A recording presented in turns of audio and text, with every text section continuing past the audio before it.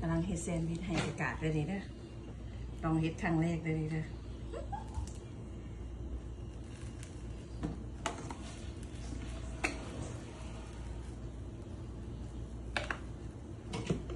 เฮ็ดครั้งแรกเลยนี่เด้อจะเป็นยังไงโอ้โห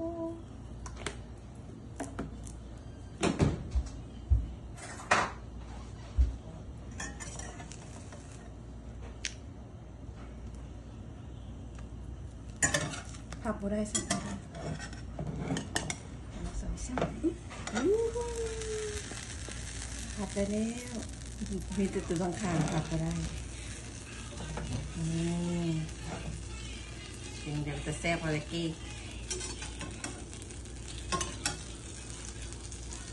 จะได้นี่พับบ่ได้นะไอ้นะ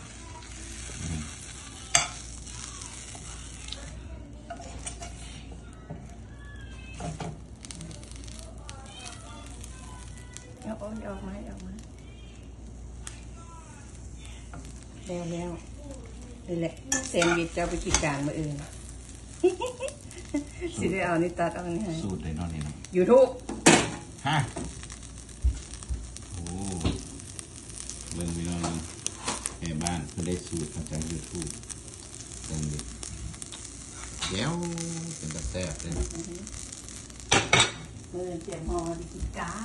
นี่ไปก่อน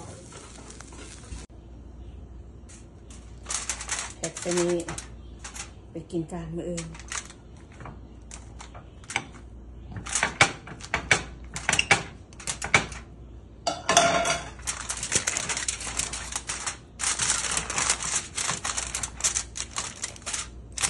ไปกินจานมืออื่นแล้ว